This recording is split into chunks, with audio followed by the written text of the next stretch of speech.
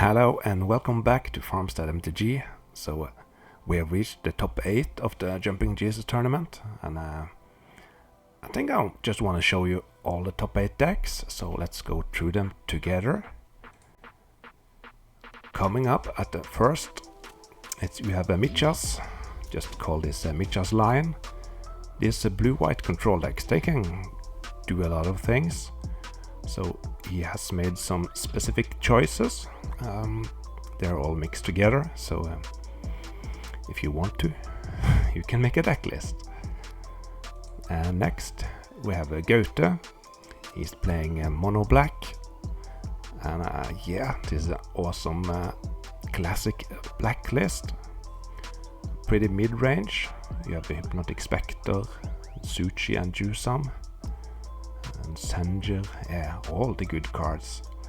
So I'm not going to talk that much about each decks, I'm just going to show them.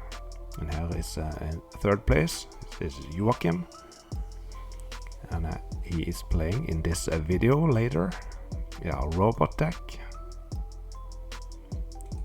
Fourth place you have Steinar. So what is this? Arabian aggro perhaps? Savannah line, or Goat-in Pixies, Dibs, Urnam, Serra. A lot of good cards. Fifth place, we have Thomas Nielsen. And yeah, this is a nice deck. Thomas always makes beautiful decks. So this is a classic power artifact deck. You have Basalt Monolith, and you put a copy artifact. No, you put a power artifact. Is that the name? Yeah. Anyway, you get what's the word? You get infinite mana.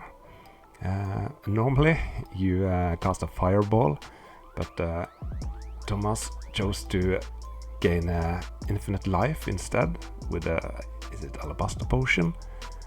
But he do have a rocket launcher there, so he's always trying to do some spicy. So that's a beautiful deck and a really cool design.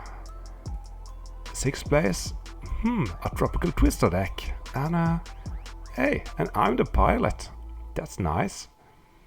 So in this tournament, I try to film other people, but when top 8 start, and if I'm there, I'm going to jump in. So I'll be playing in this video later. So this is my Tropical Twister deck. If you are not new to the channel, you have seen this deck before, and it's one of my favorite decks.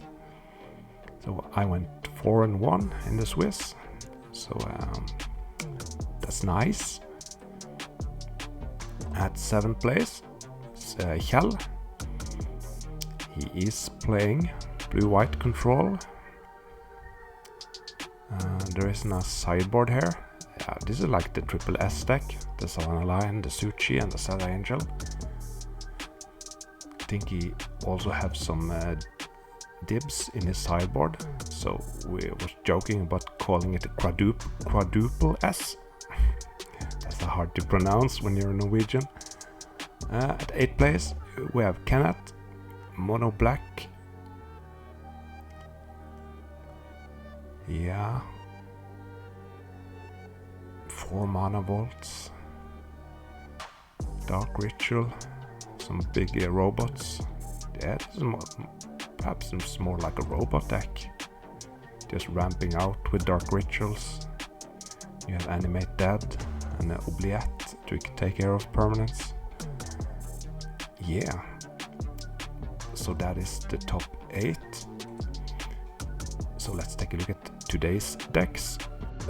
So today I want to show you the quarterfinal of Joachim versus me. This is Joachim's deck, classic robot deck. Robot decks are built different.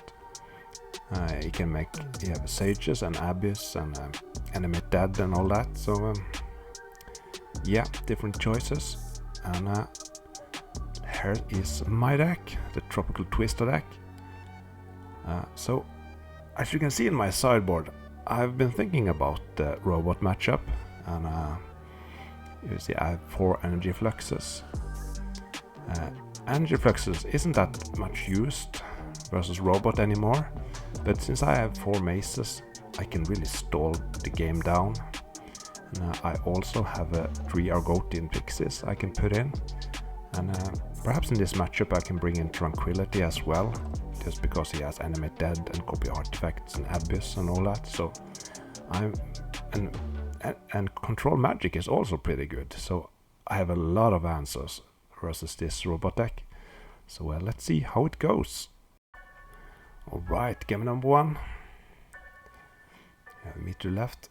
Oh, and here's my hand. Drop of Honey, Counterspell, Ancestors, Gemblade Home, City of Brass for green and 2 islands. So this is a perfect hand. And here is my opponent's hand. At least I can see a workshop there. I think that's a mana vault. So yeah, that's the workshop. Wow. Into a Fellow Stone and a mana vault. Here's an island for me. I have Ancestral on my hand, so I choose to play it in my opponent's upkeep, so I don't have to discard. So this is a good start, but it's kind of scary when your opponent has 8 mana. 8 mana if you cast artifacts. Yeah, and there's the Mind Twist. I do remember that, but look at that, I have 9 cards in my hand. And you can see he took my only green source, he took my Drop of Honey and my Crumble and my Counterspell. So that was like the 4 best cards in my hand. And then now I'm stuck with a bunch of air elementals and expensive stuff and no green mana. So remember, I was pretty devastated by that Mind Twist. There's a Sage and a Suchi.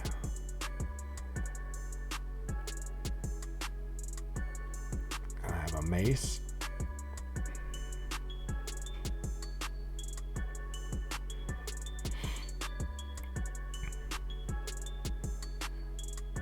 So I can use the Mace to remove an attacker, and I can use a Candelabra to untap the Mace again, so I can stop 2 creatures.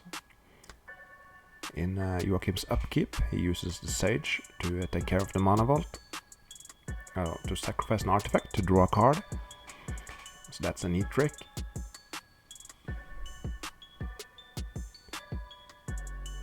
Oh, and has a Tetravus.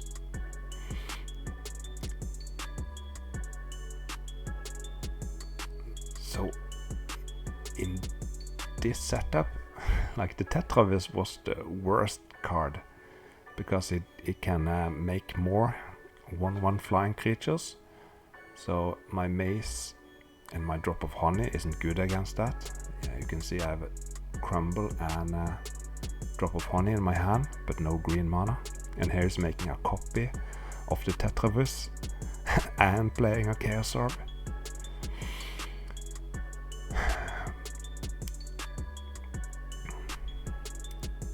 There, my Mace is gone. So if you make those tokens, they have Summoning Sickness, to my knowledge. So he only attacks with his Tetravus and his Suchi. So that's only 5 damage. So I think we are discussing the rules. So I'm down to 15. There is my green source.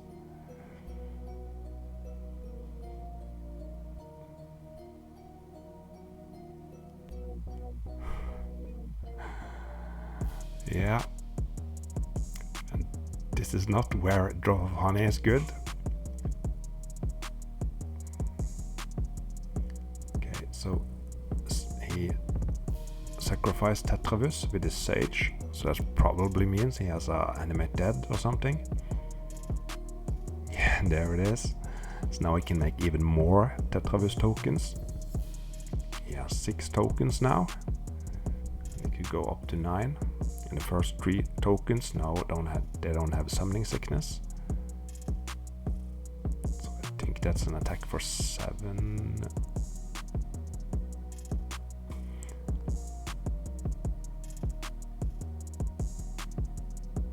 Okay, so 8 damage, I think, yeah. And now the drop of honey takes care of a creature with lowest power, and if there are more creatures with the same power, I can choose. So I of course choose the sage. And here comes my air elemental, but it's a bit too late. I'm at 7 and he can just attack for a bunch.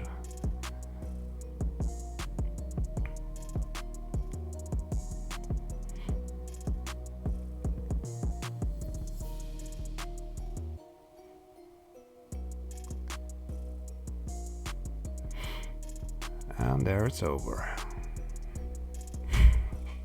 Yes, that wasn't a good start at the top 8. I was like, oh, that mind twist. Okay, as a new hand, once again, I have green mana, I have blue mana, drop of honey, Argotian Pixies, regrowth, and then Mahamodi as a late game. Okay, and as a 6 card hand, you have an Abyss and Sage and Chaos Orb. So 2 good hands here. There's a Mana Vault. We know Joachim has a Abyss in his hand. And there's a Sage.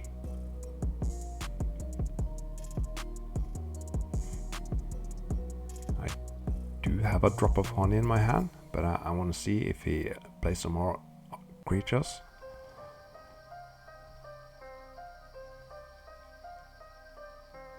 Another Sage. So now it's time to deploy some honey on the table.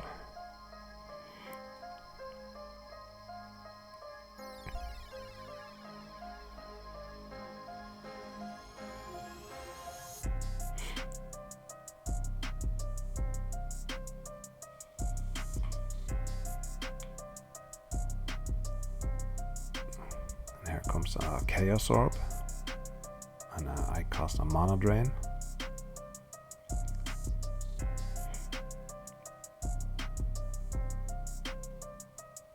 Attack for 1.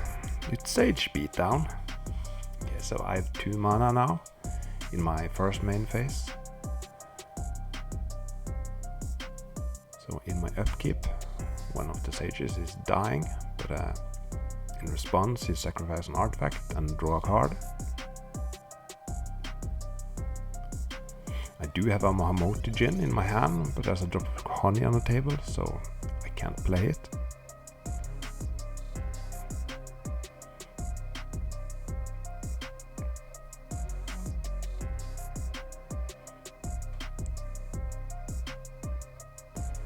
Then all the sages is gone. And Joachim do have an Abyss in his hand, but he's really patient with it. I play an Argotian Pixies.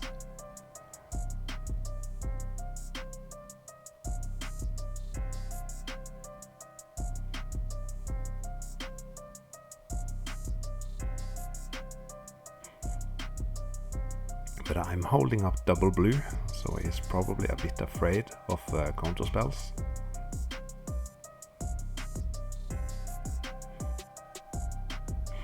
And I do believe I have a counter spell in my hand at this point, but the Argotian can block the Suchi all day, so I'm okay with dragging this game to the late game. And there's the Abyss, and there's the counter spell. Can't have an Abyss.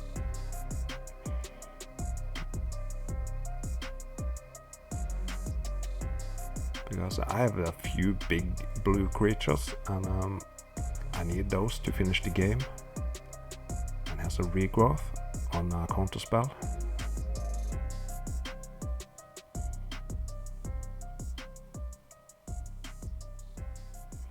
Another Sage.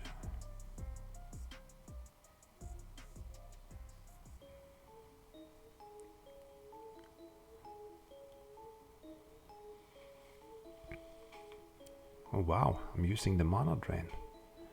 Oh yeah, I remember this. I was trying to bait out a counterspell from him because I had 6 mana.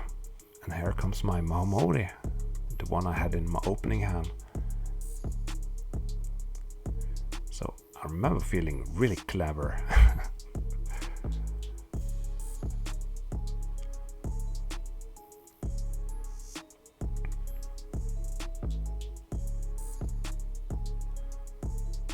So sacrificing the mana vault with the Sage.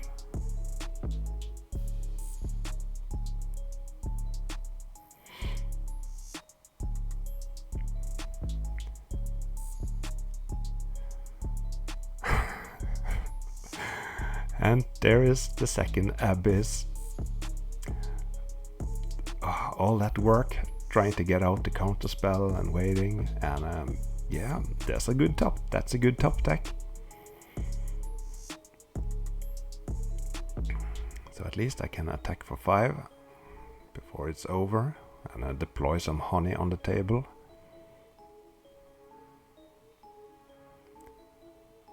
And now the Sage. I sacrificed the Mox with the Sage to get a card. So a lot of card advantage with the Sages. They are really, really good in this artifact deck. So here, the Abyss take care of my Mahamori, and Drop of Honey takes care of the Suchi. And I think since I'm the active player, I think I can stack the order of the triggers. So I used the Drop of Honey trigger first, that took care of the Suchi, and then the Abyss trigger took care of my Mahamori, but then my Drop of Honey could stay there for another turn.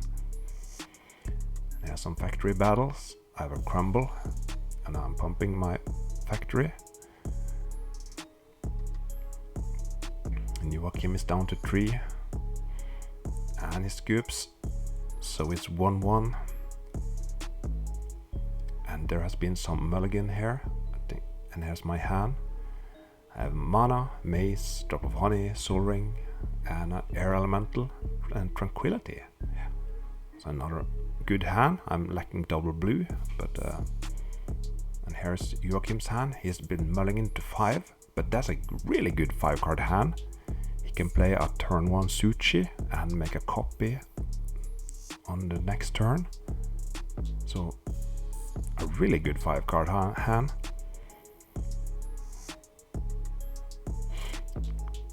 And it is so tempting to keep like a bad 6-card hand because you don't want to go to 5, but often it's better just to try to get a good hand.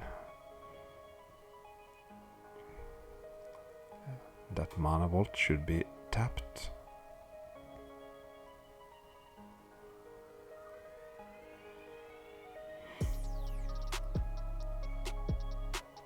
Ooh. And I have another Drop of Honey in my hand.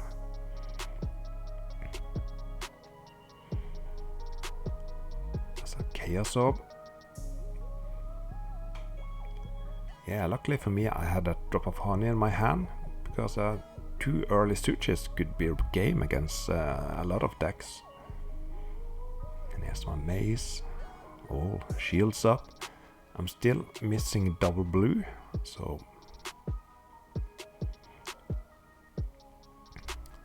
Joachim is activating his Chaos Orb, taking care of my Soul Ring.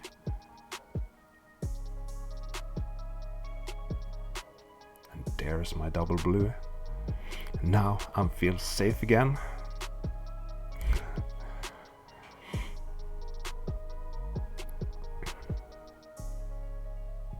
Yeah. So we haven't seen the energy fluxes yet. And another mace. Yeah, I feel like this is a very good matchup for me. I have 4 Drop of Honey, I have 4 maces, 4 crumbles, and 4 energy fluxes. So yeah.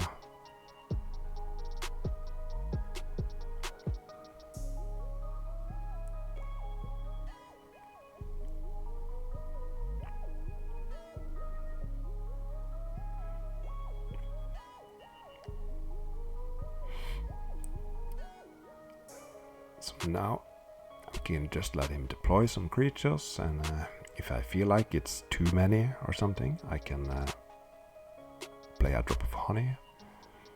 Here's an animate dead. Sure, go ahead. And a copy. So now he has 2 creatures. Now we just need 1 more before he can get around the mazes.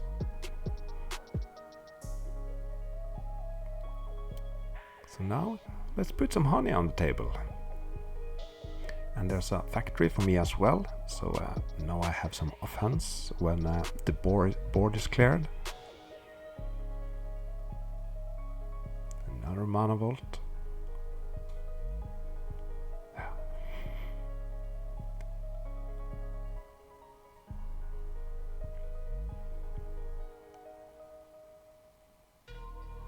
So here I'm just draw go, just passing the turn.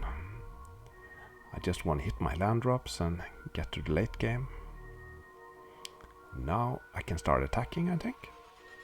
Puts my opponent down to 13. And here, if I want to, I could have used one of the mazes at end of combat to untap my factory, if I wanted it to stay back to block or something. Ooh, tapping 9 mana. Now 10 mana for a Triskelion and a Suchi.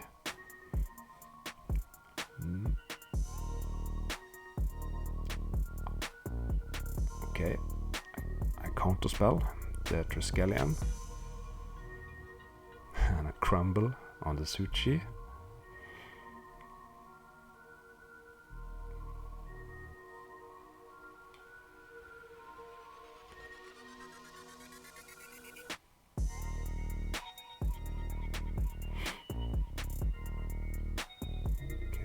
Lining up 5 mana. It's air elemental time and an attack for 2. So that probably means I'm out of counter spells.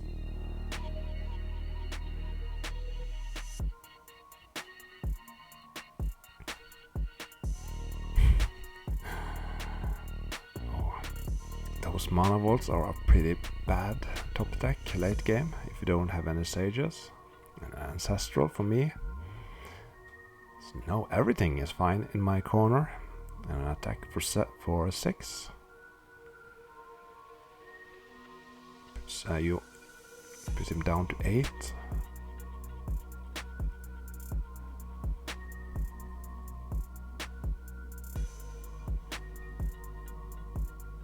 Another 6 damage. Down to 2.